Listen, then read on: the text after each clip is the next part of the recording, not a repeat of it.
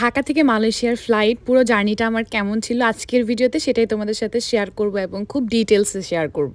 ফ্লাইটের জার্নি আমার খুব একটা পছন্দ না, বাট এয়ারপোর্টের ফিলিংসটা আমি অনেক বেশি এনজয় করি। আর একা একা ছিল জার্নিটা পুরোটাই। আমি বাসা থেকে একদম শুরু করছি। এই ড্রেসটা নিয়ে অনেক কোয়ারিজ ছিল, এটা আমি জেন্টাল পার্ক থেকে নিয়েছিলাম। অ্যান্ড এই ব্যাগটা ছিল সাবিহাস ওয়ার্ড্রপ থেকে, প্রি অর্ডার করেছিলাম। খুবই নাইস ছিল কোয়ালিটিটা। আর অনেকেই আমাকে কোশ্চেন করেছিল স্টোরি দেখে, তো আমি আগেই বলে দিলাম। বাংলাদেশের টাইমে রাত 3টায় আমি বের হয়ে যাই। আমার সবকিছু আগে থেকেই গোছানো ছিল। আমি আমার লাগেজ প্যাকিং এর ভিডিও কিন্তু দিয়েছি। আমার ফ্লাইটের টাইম ছিল সকাল 8টায়, বাট 3টায় বের হয়েছে। 3 ঘন্টা আগে চেক ইন ছিল। আর এয়ারপোর্টে আরও অনেক লেন্দি হয় বাংলাদেশের এয়ারপোর্টেও। সো আমার এয়ারপোর্ট এক্সপিরিয়েন্স একদমই ভালো হয় না, এই জন্য এবার আমি আগে আগে বের হয়েছি যেন কোনো ঝামেলা না হয়।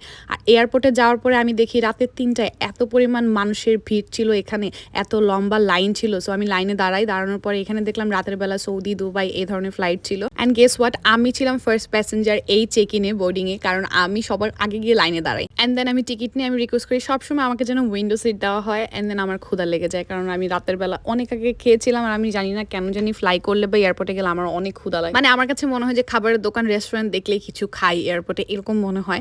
সো নাস্তা করে আমি ওয়েট করছিলাম ইমিগ্রেশনের গেট অন হবে, তো এদিক দিয়ে আমি হাঁটাহাঁটি করছিলাম। ফাইনালি ওপেন হয়ে যায়। অ্যান্ড আমার কিন্তু ফ্লাইটের আগে অনেক বেশি এনজাইটি হয়, আমি জানি না কেন। এতবার ফ্লাই করেছি ডোমেস্টিক ইন্টারন্যাশনাল, বাট স্টিল আমার এরকম এনজাইটি ফিল হয়, ভয় লাগে। আমার সাথে সবসময় যারাই ফ্লাই করেছে না কেন তারা নিজে দেখেছে যে আমি অনেক বেশি স্কেয়ার থাকি ফ্লাই করার সময়। তারপরে আমি আমার সিটে বসে গেলাম। সিটটা খুবই ভালো পেয়েছিলাম আলহামদুলিল্লাহ।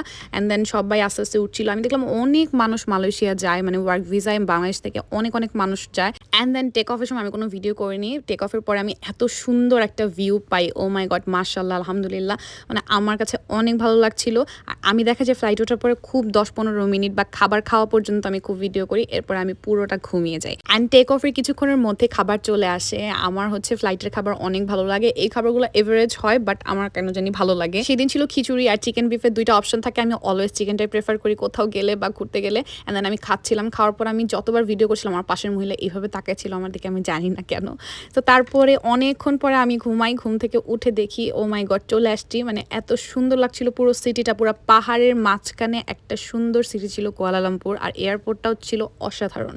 আলহামদুলিল্লাহ খুব সুন্দর করে ল্যান্ডিংটা হয়েছে। অ্যান্ড ল্যান্ড করার পর অপেক্ষা করছিলাম, বের হয়ে গেলাম আবারও ইমিগ্রেশনের জন্য। তো মালয়েশিয়ার ইমিগ্রেশন কিন্তু অনেক ঝামেলা করে। অনেক ভিডিও দেখেছি আমি যাওয়ার আগে বা অনেকের কাছ থেকেই শুনেছি।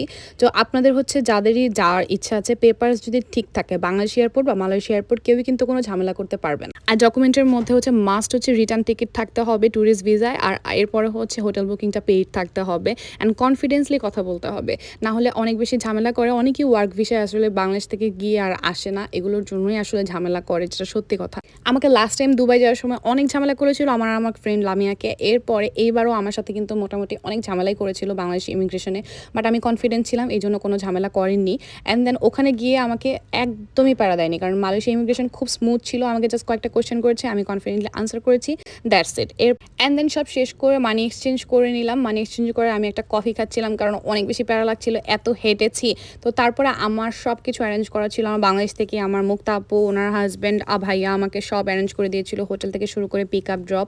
তো ওরা আমার জন্য অনেকক্ষণ ওয়েট করছিল এখানে। তো আমি কফি নিয়েই উঠে গেলাম। আর ওদের সব কিছু আমার অ্যারেঞ্জ করার জন্য আমার এত সুবিধা হয়েছে, আমার নেমে কোথাও গ্র্যাব কল করতে হয়নি বা ট্যাক্সি কল করতে হয়নি, কিচ্ছু না। আমি অনেক স্মুথলি চলে গিয়েছি। আর ওদের টোল সিস্টেমটা এত সুন্দর, অটোমেটিকও আছে অ্যান্ড টাচ অ্যান্ড গো, এটা আমার খুবই ভালো লেগেছে। অ্যান্ড দেন আমি এত টায়ার্ড ছিলাম যেতে যেতে। প্রথম একটা সিটি যখন আমি এক্সপ্লোর করি আমার অন্যরকম একটা সুন্দর ফিলিংস হয়।